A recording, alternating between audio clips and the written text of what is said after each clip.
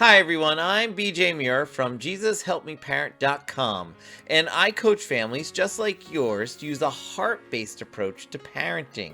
So if you want practical parenting solutions that bring about lasting heart change in your child and not just temporary behavior changes, go ahead and hit that subscribe button right now. In this video, I want to help you fine-tune your instruction routine so you get better results with your kids following through on what they're told to do. Recently, I received this email from one of the parents that I work with. They wrote, "Thank you, BJ, for all your help last week. We're practicing the instruction routine every day, but I have a question about it. I find myself often asking questions like, could you please set the table? Is making a polite request ever acceptable? Or is it always best to say, you need to dot dot dot, or it's time to do now? Thanks for your help." So this is a great question from a great set of parents who I get to work with regularly. And it gets to the heart of a real big issue, giving kids instructions and getting them to actually follow through. If we could get our kids to just listen to what we're saying and follow through on it, we would see huge change in family life. We would also see huge change in the hearts of our children.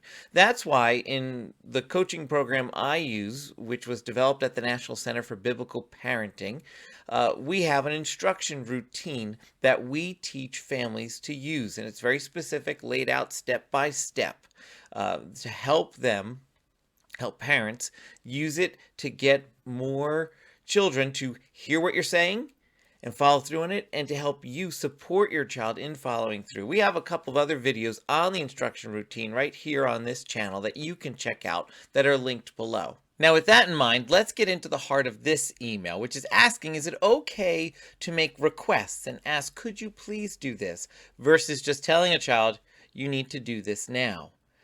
We want to keep our instructions with children as statements and not questions.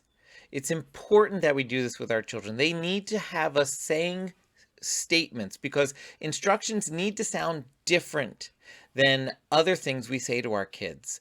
And so that's why in our training program, we teach you a routine to go through with your children for instructions. And we show you exactly how to phrase instructions. And it takes a little time to get used to, but eventually becomes very natural to phrase instructions. But we are, let's face facts, fighting against a current cultural trend.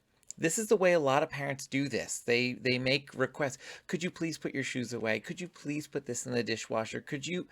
And we do it for lots of reasons. I think some of it is we're trying to be kind and polite. We don't want to be too harsh, but we're in trying to not be too harsh. We're stealing the power. We're stealing the authority away from the statement we're trying to make. Because the reality is, if we're asking someone to do something, we're giving them the choice, which means you as a parent are giving your child a choice on something that you don't expect them to make a no choice on. When you say, could you load this dish in the dishwasher? If they say no, is that an okay response for you? Probably not. When you tell them, would you mind cleaning your room up? If they say no, is that okay with you? Probably not. But we're giving this false advertisement to our kids when we ask it as a question because we just want to sound kind. We can use an appropriate tone of voice, appropriate body language, and still make a statement sound kind, but still make it clear that this is the expectation for what happens now. And so, yes, we want to keep our instructions as statements. It's the best way to get them ready for functioning well in family life and having success in the future. So why do we do it? Why do we give our kids instructions as questions rather than statements? Well, I think there's a lot of different reasons, including the fact that this is just culturally popular at this point. So we are being countercultural, and that's always difficult. But I think there's a real hard issue for us as well as parents. See, the reality is that a lot of us have some kids who don't listen to our instructions, who have rolled their eyes, who have screamed no, who have been yelling, who get into tantrums and fights and arguments, and we're just looking to get through the day sometimes. And so our brain is logically working this out in the back somewhere where we're not paying too much attention to it. And it's saying, Your kid fought back the last time you told him he had to do this, or you told her she had to do that. So your brain thinks, let me phrase it differently. And again, this is all happening kind of in the back somewhere. You're not actively thinking about this, but your brain's trying to say to itself, let me try phrasing it nicer, and maybe I'll get cooperation now. But what happens? That same heart issue in your child crops back up. And even though you said it nicely with a little bit of a question, you're still getting the same tantrum, the same argument, the same fight still happening. So restating it is not the solution. Dealing with your child's heart is. And if you're interested in dealing with that issue of big emotions and anger and frustration, go check out the link down in the description where we have a free downloadable all about helping your child manage anger and other big emotions as well. But we've got to stop thinking asking it as a question is going to solve that. It's not. It's just perpetuating the problem further because we're not dealing with our child's heart. We want to use statements so we don't send mixed signals to our kids so they know we mean business, we're kind, we're loving parents, but we mean business, and this is what you need to do right now. I mentioned earlier that parents who work with me, one of the things they receive is some training in how to implement a proper instruction routine with their children. I also mentioned that we have some videos that'll go into depth on that instruction routine right here on this channel. So if you want to see kind of a deep dive video, you can go check those videos out right here now, or email me and we'll talk about setting something up together. But I want to give you just a few quick tips on how to make your instructions more effective. It comes down to 4 big things: your timing, your phrasing, your tone, and your follow-through. Timing, phrasing, tone, and follow-through. Timing, real quick, is, if your kid's in the middle of using the bathroom, completing homework, this isn't the time maybe to give them an instruction, unless it's absolutely necessary, obviously. This may not be the time to tell them, go take out the trash, or go pick this thing up over there, because you look and you see, oh, this child is engaged in something productive that I'd rather them finish. They should get their homework done first. This thing can wait. So we want to think about our timing, but saying, hey, when you're done with that, go do this, that instruction usually is not one that gets followed. Our phrasing is important. We want to make sure to phrase our instructions with our child's name, a statement rather than a question about what we want them to do.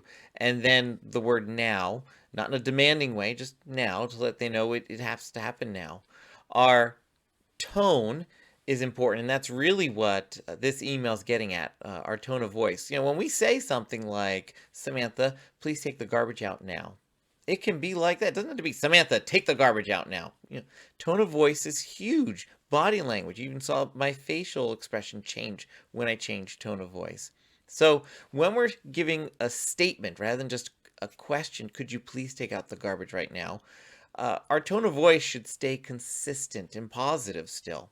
And that then helps our instruction sound correctly, both in the words that we choose, and be communicated in love by the tone of voice we're using. Finally, the follow-through is an important step that lots of families don't even realize they're missing yet. Again, check those videos out, email me for more. But we want to make sure to follow through with our children, that we expect our children to come back and check in with us when they've completed a task.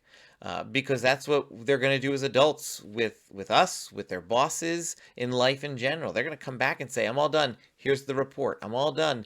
Why don't you come check this out? That's just what we do. So we want to help our kids now understand that you want to come back and report back to me. I'm going to come and follow through so I can give you some positive feedback, so I can give you some pointers if I see something that needs to be fixed up there. But that follow through is ultimately a big key in helping your child follow instructions better. The other thing we need to realize is that this isn't just about us and right now. This is about us and right now and the family. This is about making sure our family structure functions in a solid way and can get things done when they need to get done. But this is about beyond family. This is about your child's future. This is about your child being able to follow instructions from teachers, pastors, troop leaders, other people in their lives. This is also about your child growing up to be able to listen to their future employers. And when their employer gives them an instruction, that they know how to follow through on what they're told to do. But even if we look past all of that, we need to talk to our kids about how this is also about following Jesus's instructions. Jesus is calling our kids, and Jesus isn't waiting until our kid is 13 or 18 or whatever magic number you want to put on it. Jesus is calling our kids now. He wants our kids to come and follow him now so they can continue to be messengers for Jesus as well. So they can spread his kingdom now. He's not waiting till later. He has instructions for your kids now. And Jesus states instructions as statements as well. And we want to develop in our children this ability to hear instructions from us so they can develop that ability to hear instructions from Jesus. Because that's going to be the best thing for them in life. It's being able to hear Jesus well so they can do what Jesus says and help bring his kingdom now. There's a lot of verses we could have chosen that talk about receiving instructions. But here Jesus is speaking in Matthew chapter 7, verse 24, when he says, "Therefore, everyone who hears these words of mine and puts them into practice is like a wise person who built their house on the rock." Jesus is telling us right there, do you want to be wise? Listen to me. Put my instructions into practice. And so if we're going to teach our children to be wise, if we're going to teach them to be able to hear Jesus' instructions and put them into practice, it starts with us training them well by giving them instructions correctly. And that comes with making it a statement, not a question. Again, we've got a video on this channel if you want to watch it about the instruction routine. It's linked down below. Make sure to hit that subscribe button so you get the next video that we release.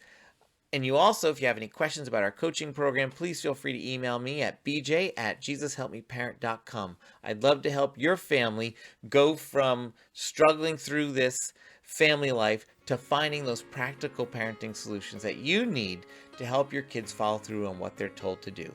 Thanks for watching, and I'll see you next time.